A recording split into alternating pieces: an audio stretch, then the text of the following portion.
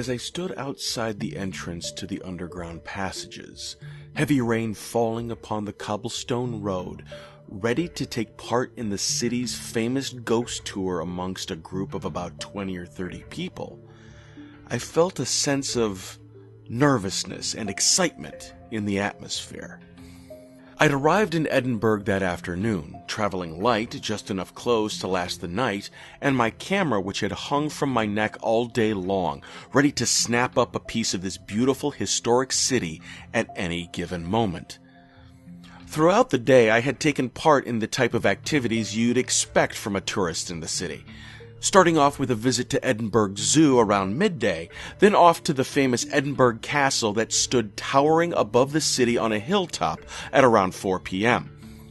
I probably didn't spend as much time admiring these amazing locations as I should have, but with only the Sunday to take everything in before returning home for university the following day, I knew time was of the essence. Finally leaving the castle at 7 p.m. after a spot of lunch at the on-site cafe, I got onto a tour bus that brought the rest of the group to the start of the city's famous ghost tour. So, here we all were, waiting for the tour guide to make an appearance and get the evening underway when suddenly... there goes my phone ringing. Glancing down at the screen, I saw Mom flashing on the screen. "Hi," I said, picking up the phone. "Could you ring me back, Mom? I'm a little preoccupied right now, and I don't have much time." "Hey, son, I'm just calling to see if you're okay. You know how worried I get if you don't call. Plus, it's always nice to spare a few moments for your old mom," she said. From birth until the age of 18, when I left home to study photography at university, I was never closer to anyone more than my mom. So I could understand her concerns as I usually would make a note of contacting her on a Sunday. "I know, Mom, but I'm 18 now. You don't have to concern yourself," I replied reassuringly. "I'm up in Edinburgh at the moment, and it's been quite a busy day, so it slipped my mind to get in touch. I'm just about to start on the city's famous ghost tour." "It's okay, son," she said. "It's just good to hear you're okay. I'll let you get on with the tour. I feel you'll be safe now." "Safe now?" I laughed in confusion. "I'm sure I would have been safe even if you didn't call." "Hello?" I said as the line broke up. "Damn signal," I muttered, looking up from my phone. That's weird. Where's everyone gone?" I said to myself, looking at the empty entrance of the underground. "They must have started the tour without me while I was distracted on the phone," I laughed, talking out loud this time.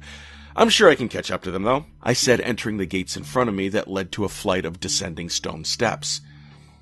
As I made my way down the 30 or so steps, I saw what looked like a distant gathering of people amongst the dim lights and dust.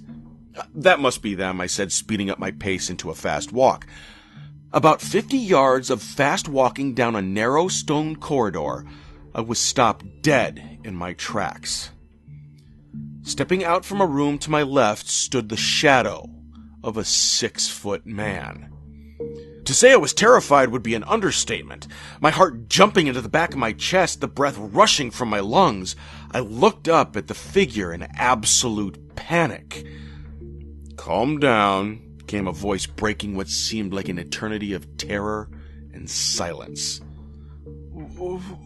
"Who are you?" I asked, stammering in shock. "The name's Edward McGregor," he replied, stepping from the darkness to reveal himself. A guy of about 40 years with long brown shaggy hair, piercing green eyes, and a pale skin complexion, Edward stood before me, blocking the way forward. "You've been separated from the rest of them, haven't you?" he asked. "I just got held up outside on the phone and lost my concentration, so yeah, you could say that," I replied with a laugh of realizing he wasn't some terrifying monster or ghostly apparition as I first thought. "It happens all too often. You've missed the first 10 minutes of the tour," he said. "But it is your lucky day." My lucky day?" I asked, bemused. "Yeah, your lucky day," he said again. "How, though?" I replied, even more confused. The rain that flooded the graveyard above was just too much for the foundations of these old corridors to hold. And now, all but you lay dead beneath the collapse of the ceiling. Give my kind regards to your mom for being a great help, he said, walking back into the dark room he came from.